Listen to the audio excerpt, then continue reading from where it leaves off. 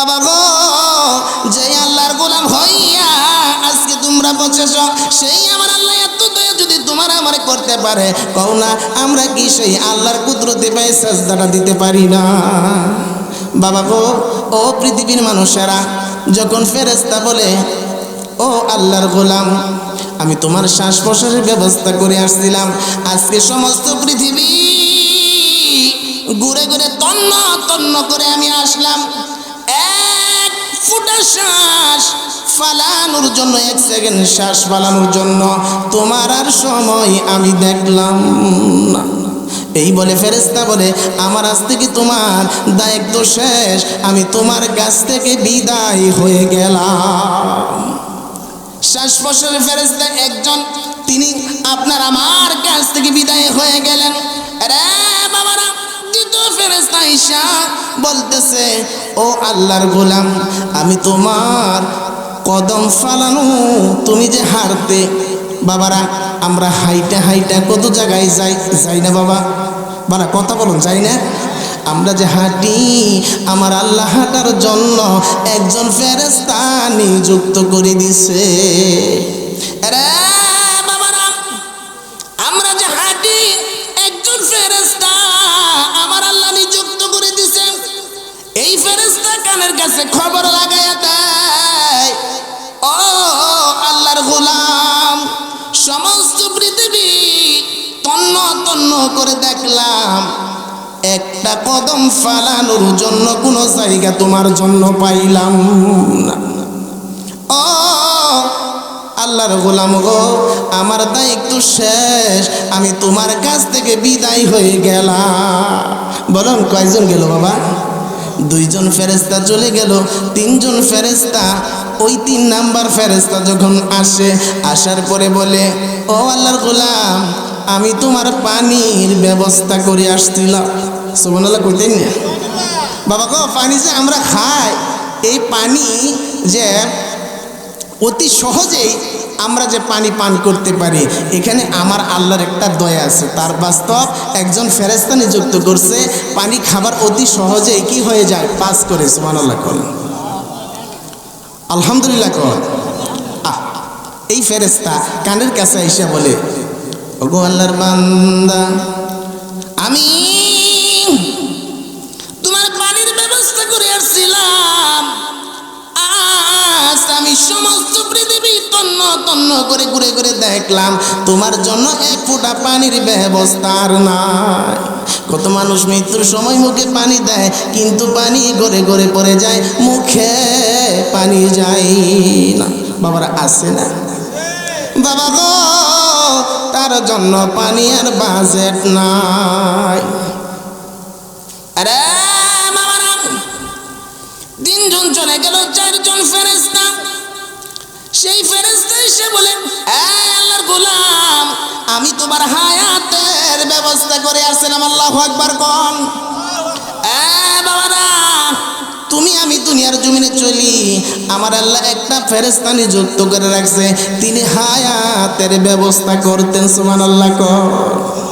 বাবা গো, এই ফেরেশতা কানের কাছে খবর লাগাইয়া দিছে, আরে আল্লাহর গোলাম, সমস্ত পৃথিবী তন্ন তন্ন করে ঘুরে ঘুরে দেখলাম, এক বিন্দু পরিমাণ তোমার জন্য কোনো হায়াত আমার আল্লাহর বাজেট নাই। মানুষ কয় না যে এত ভালো মানুষ ছিল, মরে গেছে, বাবা হায়াত নাই, কি নাই, হায়াত নাই। এখন 5 নাম্বার ফেরেশতা আপনার নিকটে আসবে, ইনি হলেন কেরামান কাতিবিন। 2 ফেরেশতা লিখতো না বদিগুলো, ভালো মন্দ লেখার জন্য 2টা ফেরেশতা আল্লাহ নিযুক্ত করছে। সুবহানাল্লাহ কর। এই ফেরেশতা আপনার কাছে আইসা খবর লাগাবে, আল্লাহর বান্দা, আমাকে আল্লাহ যেই কাজের জন্য নিযুক্ত করেছিলেন, আজকে তো তুমি দুনিয়ার থেকে চলে যাবা, এই যে আজ থেকে আমরাও অবসর নিলাম, আমাদেরও আর কোনো কাজ নাই, হ্যাঁ বইলেও চলিয়া যায়। সুবহানাল্লাহ কর।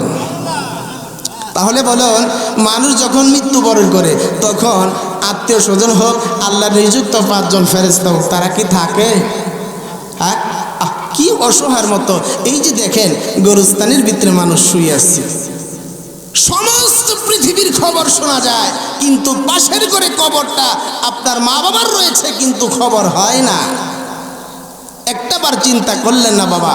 দুনিয়াতে রং তামাশা করলেন, দুনিয়াতে কি আমোদ ফুর্তি করলেন, কিন্তু আমার আল্লাহ আমোদের জন্য একটা স্থান রাখছে, সেটা হচ্ছে জান্নাত। কোন সুবহানাল্লাহ। বাবারা, আমরা সেইখানে আমোদ করতে চাই, দুনিয়ার আমোদে আমাদের দরকার নাই। কথা কোন ঠিক কিনা? বাবা, এই দুনিয়া আমাদের সকলকে বিদায় হতে হবে। আপনি আমি মৃত্যুর বয়ে যদি সমুদ্রের নিচে গভীরেও যদি পলায়ন করি, এরপরেও ওইখানে মৃত্যু আমাদের কি করবে? ধরে ফেলবে। মৃত্যুর হাত থেকে আমরা বাঁচতে পারবো না।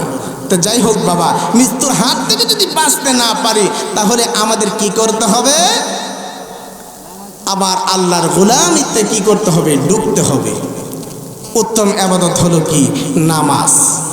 বাবারা, এই আল্লাহর ঘর মসজিদ, আমরা কাজের সময়, আজানের সময় আমাদের কাজ বাড়ে। কি বাড়ে?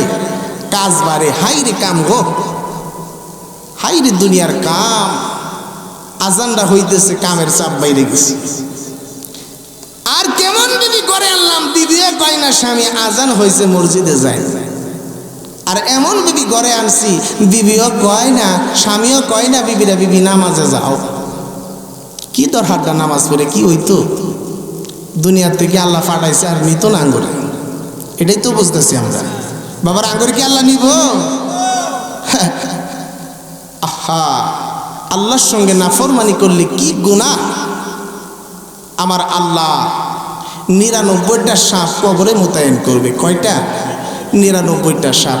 একটা সাপ যদি, আপনাদের সংক্ষিপ্ত আগের প্রতি, একটা সাপ যদি এই দুনিয়ার জমিনে যদি শ্বাস প্রশ্বাস ফেলতো, জীবনে কোনোদিন গাছপালা জন্মিত না, এত পরিমাণ বিষ। তাহলে এই সাপ যদি কবরে আল্লাহ যদি নিযুক্ত করে, তাহলে আমাদের কি আযাব হবে? হবে না?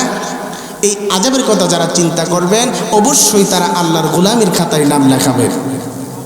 বাবারা, আমরা জীবনে বহু সময় নষ্ট করছি, আর চাই না এই সময় নষ্ট করতে।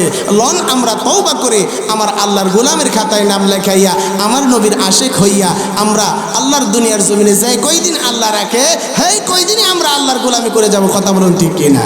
নারে তাকবীর, নারে তাকবীর, আল কোরআনের আলো, নারে তাকবীর। আরে নবীজির আশিকের, নবীজির উম্মতের কোনো চিন্তা নাই। চলো নবীজির জান্নাতে মদিনাতে যাই। চলো নবীজির জান্নাতে মদিনাতে যাই। কে কে যাবে মদিনায়? মদিনাতে কান্দে নবী উম্মতের মায়ায়। আল্লাহু আকবার কর। বাবারা, আমাদের কি মদিনায় যাইতে মন চায় না? বাবা, মদিনা কত সুন্দর, সেই মদিনার পাগল যারা হবে গো, আমার আল্লাহ বলেছে আমার বন্ধুর পাগল যারা হবে, আমি আল্লাহ তার জন্য পাগল হব। কন্যা সুবহানাল্লাহ। বাবারা, নবীর পাগল হলেন হযরতে আবু বকর রাদিয়াল্লাহু তাআলা আনহু। নবীর পাগল হওয়ার কারণে আবু বকর জীবনে তার ইতিহাসে দেখেছি কোনোদিন নবীর কথা অমান্য হয় নাই।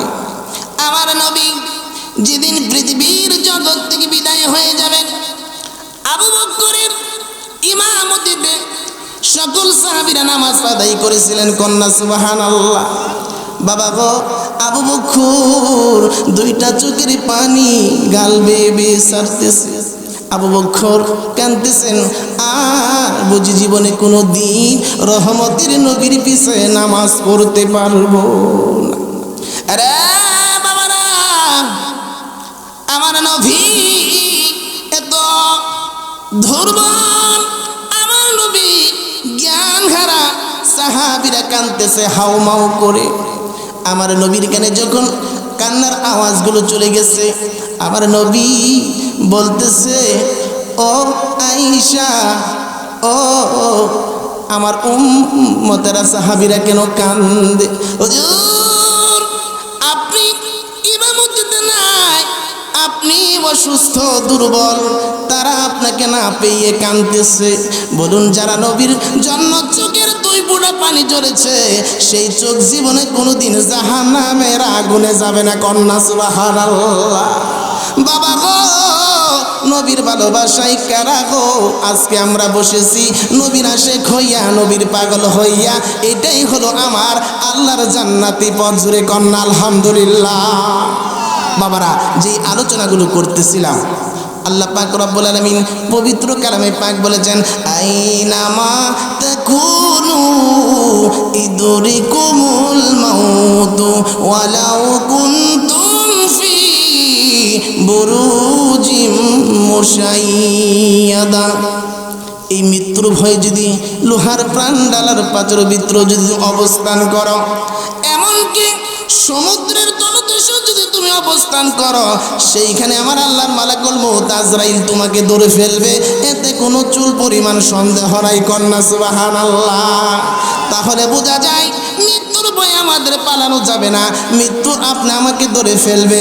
এই জন্য মৃত্যুর ভয়ে যারা আল্লাহর গোলামিতে আমার আল্লাহ পাকের কুদরতি পাই যারা সাজদায় সব সময় যারা মাথা নত করে দেন, আমার আল্লাহ বলে দুনিয়ার মানুষেরা রে, যখন তোমরা সাজদা দাও আমি আল্লাহ পাক রব্বুল আলামিন তোমার প্রতি রহমতের বৃষ্টি আমি আল্লাহ নাজিল করে দেই। কোন সুবহানাল্লাহ।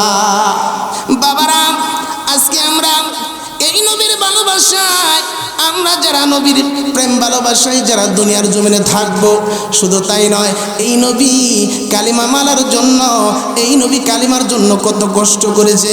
আমার নবী উহুদের ময়দানে দান মুবারক শহীদ করেছে, লোহার টুপি ভেঙে মাথায় হাড় বেদ করে ঢুকে গেছে। এরপরেও আমার নবী সব সময় আমার আল্লাহর কালিমার দাওয়াতগুলো, আমার আল্লাহর একাত্মবাদের দাওয়াতগুলো কাফের বেঈমানের কাছে আমার নবী দাঁড়ে দাঁড়ে গেছে, মার খেয়েছে, এরপরও আমার নবী ছাড়া নাই। কোন সুবহানাল্লাহ। কেন ছাড়ে নাই? আমার আল্লাহর গোলামি যারা করবে, আমার উম্মত যারা হবে, আল্লাহ পাক রব্বুল আলামিনের কুদরতি পায়ে যারা সাজদা করবে, আল্লাহর ঈমান যারা, আল্লাহর উপরে যারা ঈমান আনবে, নবীর কালিমার মালা যারা গলায় নিবে, তারাই হবে আল্লাহর জান্নাতের মেহমান। জোরে বলুন মারহাবা। একদিন কিতাব খুললে পাওয়া যায়, রহমতের নবী কালিমার মালাটা লইয়া আম্মা জান খাদিজা রাদিয়াল্লাহু তাআলা আনহার কাছে প্রশ্ন করলেন, খাদিজা, খাদিজা, মক্কার লোকেরা আমারে কষ্ট দেয়, আমারে মারে, যদি আমার চাচা আবু জাহেল যদি আমার পক্ষে থাকে, তাহলে আমাকে মনে হয় মক্কার লোকেরা আর মারতে সাহস পাবে না, আমাকে কষ্ট দিতে পারবে না। সুবহানাল্লাহ। কর আবু জাহেল আমার চাচা, দেখি আমি বাতিজার কথা আমার চাচা মানে কিনা। আম্মা জান খাদিজা রাদিয়াল্লাহু তাআলা আনহা বলেন, ইয়া রাসূলুল্লাহ, আবু জাহেলের মেজাজ বেশি ভালো না, আবু জাহেলের মেজাজ গরম। এরপরেও আমার নবী রাত্র হয়ে গেলেন, কালিমার মালাটা লইয়া আমার নবী আবু জাহেলের বাড়িতে হাজির। আমার নবী আবু জাহেলের দরজায় যাইয়া মায়ের সুরে ডাকতেছেন, চাচা গো, ও চাচা, আমি তোমার ভাতিজা মুহাম্মদ আসছি গো। আবু জাহেল বলে, এত সুন্দর ডাক কে আমার দিতেছে গো? বলুন, আমার নবীর ডাক এর ভিতরে মধু এবং মায়া ভালোবাসা আছে কিনা? বাবারা, আবু জাহেল ঘর থেকে তিনি আওয়াজ করতেছেন, এত সুন্দরভাবে কে আমার চাচা কইয়া ডাকলো। আমার নবী যখন, আবু জাহেল যখন দরজাটা খুলে দিছে, লক্ষ্য করে দেখে একটা পূর্ণিমার চাঁদ যেন উদয় হয়ে রয়েছে। কন্যা সুবহানাল্লাহ। আমার নবীর কত সুন্দর চেহারা গো, যেই নবীর গায়ে মশা মাছি বসতে সাহস পেত না। বাবারা, আবু জাহেল বলতেছে, ভাতিজা কেন আসছো, কি দরকার? আমার নবী দুইটা চোখের পানি ছেড়ে দিয়ে বলতেছে, চাচা গো, তুমি যদি আমার কালিমাটা পড়ো গো চাচা, মক্কার লোকেরা আমার কষ্ট দেয়, আমার দুঃখ দেয়, তুমি যদি আমার কালিমাটা পড়ো আমারে আর কষ্ট দিবে না। নিষ্ঠুর আবু জাহেল এই কথাটা শোনার সঙ্গে সঙ্গে তার মেজাজ গরম। আবু জাহেল বলে, কে কি বললাম? আমার তুমি কালিমার দাওয়াত দিলাম। আবু জাহেল ঘর থেকে চাবুকটাই না আমার নবীর সুন্দর চেহারায় চাবুকের আঘাত করলে আমার নবীর চামড়া ফাইটা রক্ত বের হচ্ছে। আমার নবী কাঁদতেছে আর বলতেছে, দেখো মাইরো না, আর সহ্য হয় না। তুমি তো জানো চাচা আমার মা নাই, আমার বাবা না। চাচা গো মাইরো না গো, চাচা আমারে মাইরো না। নিষ্ঠুর আবু জাহেল আমার নবীকে মারলেন। আমার নবী দুর্বল হয়ে গেছে শরীর। আস্তে আস্তে হাঁটতে হাঁটতে যখন খাদিজার হুজরার কাছে যখন চলে গেলেন, খাদিজার টেনশন আছে, রহমতের নবী আবু জাহেলের বাড়িতে গেছে কালিমার দাওয়াত লইয়া। না জানে আবু জাহেল আমার রহমতের নবীর কি কষ্ট দেয়। টেনশন খাদিজা তিনি দরজায় হেলান দিয়ে তিনি দাঁড়িয়ে আছে। শুধু তাই নয়, খাদিজা যখন দরজাটা খুলে লক্ষ্য করে দেখে কে জানি আস্তে আস্তে আসতেছে, দুর্বল শরীর, ডাকতেছে খাদিজা খাদিজা বইলা ডাকতেছে। খাদিজার আওয়াজ যখন রহমতের নবীর আওয়াজটা খাদিজার কানে যখন স্পষ্ট হয়েছে, খাদিজা একটা ডাক মারছে, কে গো তুমি আমারে ডাকতেছো? লক্ষ্য করে দেখে রহমতের নবী। খাদিজা একটা ডাক মারছে, ইয়া রাসূলুল্লাহ আপনার এই অবস্থা কেন? আমার নবী বলেন, খাদিজা রে আবু জাহেল আমারে মাইরা চামড়া ফাটাইয়া ফালছে, দেখ আমার শরীর রক্ত রঞ্জিত। বাবা গো, যেই নবীর পক্ষে, যেই নবীর ভালোবাসায়, যেই নবী কালিমার মারা লইয়া এত মার খাইলো, আমার আল্লাহ বলেন, বন্ধু গো তোমার আবু জাহেল মারছে বন্ধু, আমি আল্লাহ পাক রব্বুল আলামিন সমস্ত পৃথিবীর উম্মতের মাঝে খাদিজার সাক্ষী বানাইয়া কিয়ামত পর্যন্ত এই ঘটনাটুকু তোমার উম্মতের মাঝে আমি আল্লাহ প্রকাশ করব। কোন সুবহানাল্লাহ। আরে বাবারা বলুন, আমরা কি এই নবীর পক্ষে আমরা কি যাইতে রাজি আছি কিনা? আরে নবীর কথা মানবে যারা হবে জান্নাতি, নবীর কথা মানবে যারা হবে জান্নাতি, না মানিয়া আবু জাহেল হইল দুজকি, না মানিয়া আবু জাহেল দুজকি। আবু জাহেল যদি আমাদের এই পূর্ব পাঁচকানিয়া ডালিবাড়ি যদি আসে, আমরা কি তারে মেহমানদের করাবো? হ্যাঁ, তারে জুতা মারবান, কথা বলুন ঠিক কিনা? এই আবু জাহেল আমার নবীর কত কষ্ট দিয়েছে বাবারা। যাই হোক, এখন ঈসা নবীর জামানায় আলোচনা সংক্ষিপ্ত করতেছি বাবারা। আমাদের প্রত্যেকটা কথা কিন্তু দিলের গানে শুনতে হবে। এখন মুসা নবীর জামানায় চলেন, দেখেন মুসা নবীর উম্মতি কি পাইলো আমার আল্লাহর কাছে। এখন আমাদের জানতে হবে কিনা বলুন? এখন মুসা নবীর একজন উম্মত, তিনি কাজ করতেন দুপা। দুপা মানে কি জানে? কাপড় চোপড় সুন্দর করে ধুয়ে পরিষ্কার করে, হ্যাঁ, মানুষের কাছে দিতেন, কিছু বিনিময় কি পাইতেন? অর্থ পাইতেন। এখন এই দুপার কাছে কাপড় চোপড় দেয়, দিলে এই দুপা কি করে? কাপড় চোপড় ভালো কাপড় নিয়ে তাকে ভালো ওই কাপড়টা দেয় না, তারে পাল্টাইয়া দেয়। আচ্ছা ধর আপনার কাছ থেকে যদি আমি কাপড় নিই, নেওয়ার পরে যদি পুরান কাপড় দেই, আপনি কি আমার আদর করবেন? হ্যাঁ, নাকি 2-4 টাকা বাড়াই দিবেন? এখন দুপারে বললে দুপা হনে না। এখন কি করবেন? সকলে পরামর্শ করলেন। এলাকার মানুষ অতিষ্ঠ, খারাপ মানুষ যদি এলাকায় থাকে, হ্যাঁ কি আপনারা মোরা ফুলু খাওয়ায়? বাবারা খাওয়াবেন? আপ্যায়ন করবেন?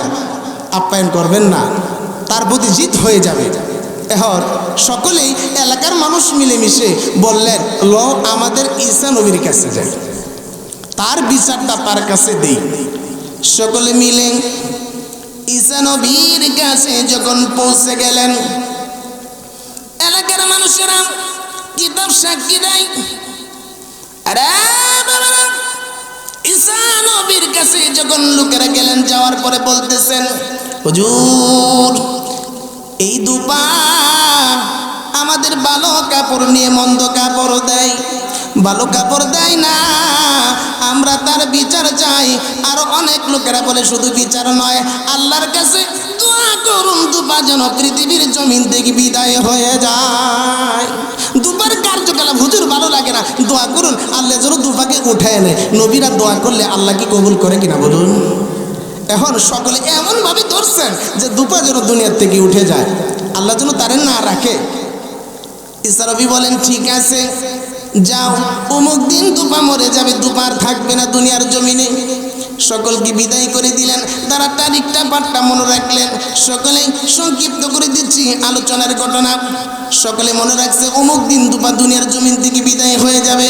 কিন্তু ওই দিন দুপা 3টা রুটি ব্যাগের ভিতরে পড়ছে। শুধু তাই নয়, কাপড় চোপড়গুলো গাটুরি বাঁধছে, বাদিয়া রে নদীর ঘাটে আপন কাজে রওনা হয়ে গেছে। যখন দুপা কাপড় চোপড়গুলো সুন্দরভাবে ধুইলেন, ধোয়ার পরে আবার পুটলা করছেন, বাইদা যখন দুপা রওনা হবে, দুপার পথের মাঝখানে একটা ফকির আইসা বলতেছে আজকে 3 দিন হয় কোনো খাবার পেটে নাই, কিছু খাবার থাকলে দাও আমি খাবো। দুপা বলে 3টা রুটি আছে, একটা রুটি পাগলকে দিয়ে দেই, ভিক্ষুক খাক। বাবারা বুঝছেন কত বরকত কত দয়া আমার আল্লাহ। দুপা একটা রুটি যখন ব্যাগ থেকে বের করে দিলেন, ওই ভিক্ষুক রুটিটা খাইলেন। খাওয়ার পরে দোয়া করতেছে, মাবুদ আমি ভিক্ষুক তোমার কাছে দোয়া করি, তার সমস্ত বিপদ আপদ বালা মুসিবত থেকে তুমি আল্লাহ হেফাজত করে দাও। কন্যা সুবহানাল্লাহ। দুপা বলে পাগল আরেকটা রুটি খাবানি? ভিক্ষুক আরেকটা রুটি খাবা? হুজুর বড় পেটের খিদা, যদি আরেকটা রুটি দেন আমি খাবো। আরেকটা রুটি দিলেন, খাইলেন। খাওয়ার পরে যখন দুপা যখন দেখলেন রুটি 2টা খাইলেন, খাওয়ার পরে দুপা যখন রুটি দিলেন খাইলেন। ভিক্ষু খাওয়ার পরে আবার হাত বাড়াইছে, মাবুদ মাবুদ গো তুমি দুপাকে তার জন্য জান্নাতে একটা বালাখানা তৈরি করে দাও। কোন সুবহানাল্লাহ। তুমি তার জন্য একটা জান্নাতে বালাখানা বানায়া দাও। দুপা কয় পাগল আরেকটা রুটি খাবা? ভিক্ষু কয় আরেকটা রুটি খাবো। আরেকটা রুটি দিলে খাওয়ার পরে দোয়া করতেছে, মাবুদ গো তুমি তার হায়াতের মাঝখানে বরকত দান করে দাও। কোন সুবহানাল্লাহ। 3টা রুটি 3টা দোয়া। দুপা যখন বাড়িতে চলে গেলেন, সকলে বলতেছে আজকে না দুপার মৃত্যুর হওয়া কথা, তিনি মৃত্যুবরণ করবে, কিন্তু তো দুপা আপন কাজে আবার বাড়িতে চলে গেল। আমরা তো দেখলাম না দুপা মরতে। আরে নবী হইয়া মিথ্যা কথা বলে? ঈসা নবীর কাছে সকলে গেছে, যায় নালিশ করছে, হুজুর আপনার কথা সত্য হয়